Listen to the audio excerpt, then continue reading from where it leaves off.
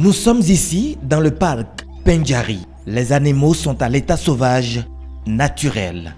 Cette dernière grande réserve animalière de l'Afrique de l'Ouest a été réhabilitée grâce au gouvernement de la rupture dans sa collaboration avec African Parks Network. Le président Patrice Talon, satisfait, en a présenté les attraits lors d'une table ronde à New York en Amérique sur la gestion des aires protégées. Nous avons ressuscité ce parc avec l'efficacité, l'expertise de APN. Ce que nous attendons, c'est une gestion efficace du parc, la pérennité. Il faut préserver le parc dans son état naturel. Organiser les safaris, les visites sans perturber l'écosystème, faire cohabiter ce parc avec les populations avoisinantes, de sorte qu'il puisse avoir une vie harmonieuse entre les populations qui peuvent également vivre du parc tout en préservant l'écosystème et la quiétude de toutes les espèces qui y vivent.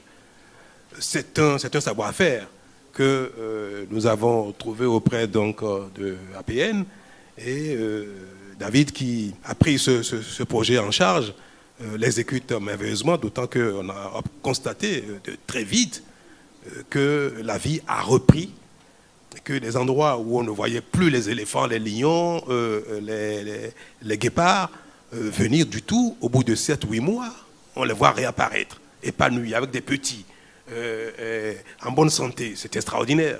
Il y a quelques mois, j'ai vu des photos d'une famille de guépards. C'est pareil pour les éléphants qu'on ne voyait plus. J'ai vu une photo de léopard sur son arbre qu'on m'a amené il y a à peine 2 semaines. Des choses qu'on ne voyait plus du tout. Mais plus encore, une autre aire protégée menacée de disparition retient l'attention du gouvernement. Le parc W, étendu sur 350 km².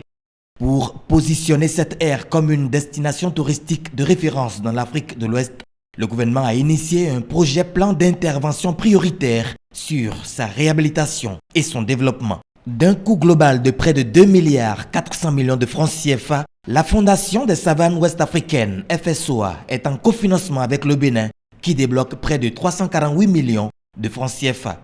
La contrepartie financière du Bénin, qui fait principalement l'objet de la présente convention, a été mobilisée et mise à la disposition de APN depuis le 12 décembre 2019. Plusieurs autres actions de facilitation pour l'exécution du projet ont été également effectuées par mon département. Il s'agit entre autres de la demande et la mise à disposition du personnel militaire, la demande de la mise à disposition du matériel sensible constitué d'armes et de munitions, la demande de la mise à disposition du personnel forestier complémentaire, la mise à disposition de certains matériels et équipements constitués de l'ancien avion ULM du Sénagreffe, de 102 rouleaux de grillage d'une longueur totale de plus de 1200 mètres de fer à béton, qui augmentent substantiellement la contribution du gouvernement au dit projet.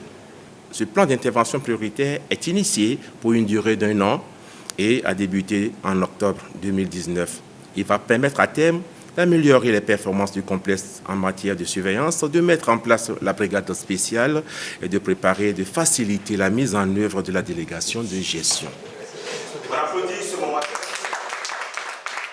Avec le parc W, l'enjeu s'avère plus important et African Parks Network entend le relever. Tout le monde est bien au courant des enjeux écologiques, mais aussi sociologiques et économiques de la région.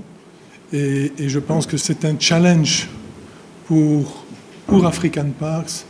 Et African Parks aimerait bien pouvoir montrer, mettre toute sa puissance pour pouvoir arriver à régler les problèmes du W. Dans quelques mois donc, le Bénin va une fois encore offrir au monde un espace de 52 espèces de mammifères, 1200 éléphants, 360 espèces d'oiseaux, 150 espèces de reptiles et d'amphibiens.